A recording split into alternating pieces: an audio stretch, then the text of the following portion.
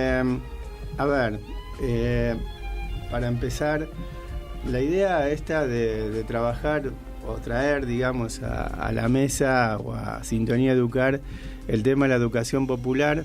me pareció como algo interesante como para revisitar. Siempre es interesante revisitar el tema de la educación popular, por dónde anda, cuáles fueron sus fuentes, ir a las fuentes nuevamente una y otra vez, porque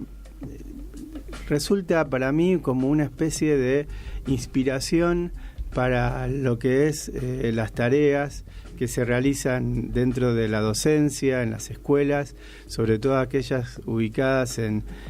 que reciben por lo menos a los sectores populares, que es la gran mayoría de las escuelas públicas, y muchas, por supuesto, también del sector privado, que están ubicadas en esos lugares y que realizan experiencias por momentos extraordinarias y que tienen mucha relación con la educación popular. La primera cuestión para destacar es que, bueno, la educación popular encuentra su inspiración en lo que es la tarea de un pedagogo brasileño, que todo el mundo seguramente habrá oído hablar de él, que es Paulo Freire, y que resultó, digamos, como uno de los aportes a la pedagogía más importantes del siglo XX. Sin duda, Paulo Freire es una referencia ineludible para todos los que trabajamos en el campo de la pedagogía y tomamos contacto con su producción, y en este campo Paulo Freire es, vuelvo a decir, como una referencia ineludible para pensar las pedagogías del siglo XX y su proyección hacia el futuro. Entonces la inspiración, lo que se inspira a Paulo Freire, es esta cuestión acerca de su planteo, que luego es denominado como el campo de la educación popular, y que él básicamente tuvo muchas etapas a lo largo de su vida como maestro, como educador, como que no dejó nunca de escribir. Eso también es destacable de Freire, y que al final de su producción escribió un libro que es como una especie de síntesis entre testimonial y teórica. Nunca dejó de hacer ese pasaje entre lo práctico, la acción y lo teórico, que él denominaba, y es así, digamos, puesto teóricamente como lo que llama la praxis, y que es esto de la pedagogía de la esperanza. Es para mí un gran aporte en términos de lo que significa la evolución de un intelectual y de un pedagogo, que nunca dejó de repensar y de pensarse dentro de lo que es la práctica educativa. ¿Por qué Paulo Freire vuelve una y otra vez sobre el tema de lo educativo? Porque justamente la experiencia que él había realizado fue la de ser secretario de Educación en lo que es el distrito de San Pablo, en Brasil. Y como funcionario del Estado de San Pablo, de lo que es el Partido de los Trabajadores, el PT, Paulo Freire incursiona en un ámbito del cual había quedado como ajeno y en algunos momentos hasta enfrentado, digamos, no por su propia voluntad, sino por cómo se concebía la educación popular por fuera de la escuela. En este caso, Freire, luego de hacer su experiencia como funcionario, recupera lo que es el lugar de la escuela para la educación de los sectores populares. Y a partir de ahí, creo que Freire desarrolla en Pedagogía de la Esperanza una nueva síntesis acerca de lo que es el trabajo educativo con los sectores populares, ya no enfrentado a la escuela, sino como la escuela parte de lo que es la educación de estos sectores. Esto es un aspecto central, importante, porque quiso decir y quiere decir que la educación popular también se realiza en las escuelas, no se realiza por fuera de las escuelas. Esto me parece que es destacable porque de esa manera los maestros de escuelas, dentro del sistema formal, dentro de lo que es su práctica, encuentran, digamos, una referencia también en Paulo Freire, y no Paulo Freire como lo otro, lo que está por fuera de la escuela. Entonces ahí me parece que hay una muy buena vinculación entre lo que es el trabajo de la docencia y lo que ha desarrollado Paulo Freire, y a partir de este libro hace esa primera síntesis. La segunda cuestión a desarrollar también es que realmente lo que se denomina la escuela tradicional, o lo que él en su momento denominó la educación bancaria, no es una cuestión lineal que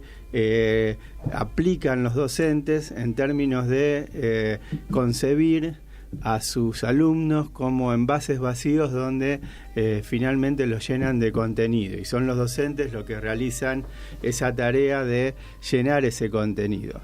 En este punto Freire más de una vez lo dijo, pero bueno, quedó como solidificado en esta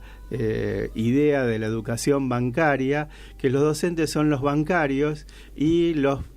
que se dedican a la educación popular serían aquellos que de la mano de la lucha contra la opresión serían los que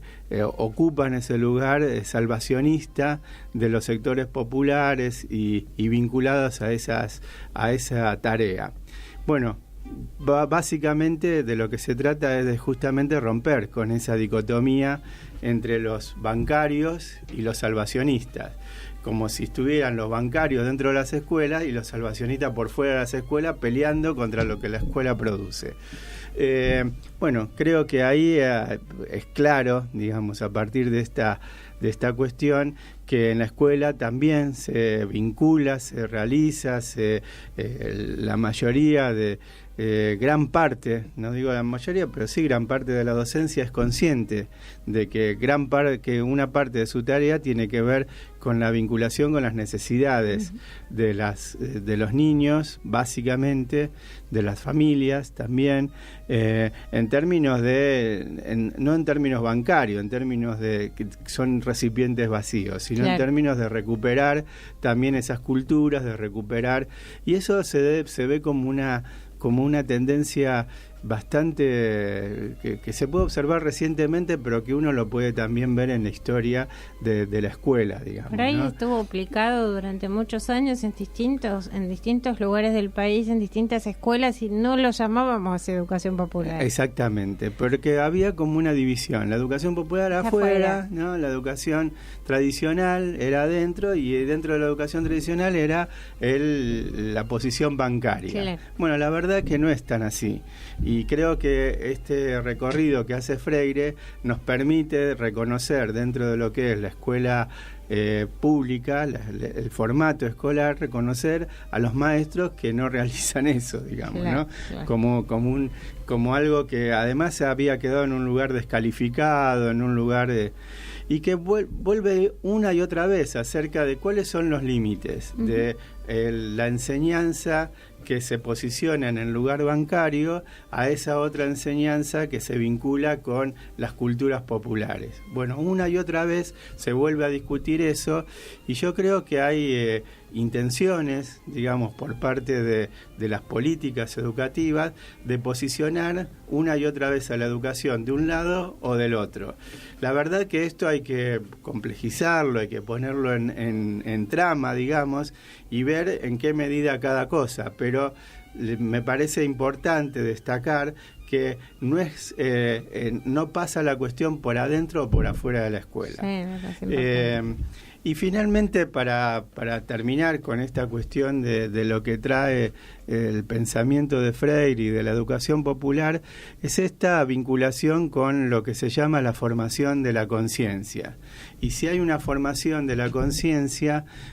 por fuera de las condiciones de existencia, es decir, en qué medida somos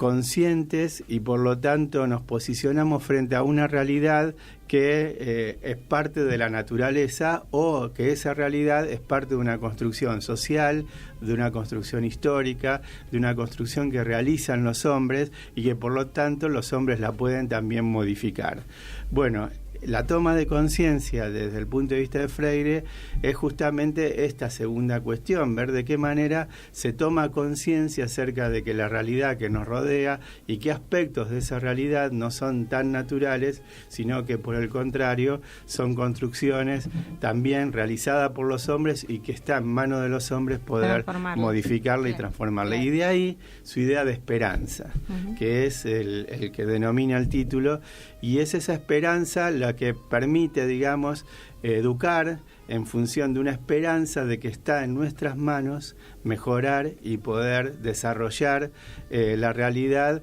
en la medida de que satisfaga nuestras necesidades y nos permita vivir una vida mejor para todos. Claro que sí, creo que hay que retomar este tema y que me parece muy interesante retomarlo por ahí con otros textos que han aparecido últimamente y con otros autores también, y también con la práctica concreta de los docentes, ¿no? Creo que hay muchos docentes que la aplican y que pueden dar cuenta. Yo estuve en el último seminario Paulo Freire que se hizo acá en la ciudad de Buenos Aires y que se va a repetir este año.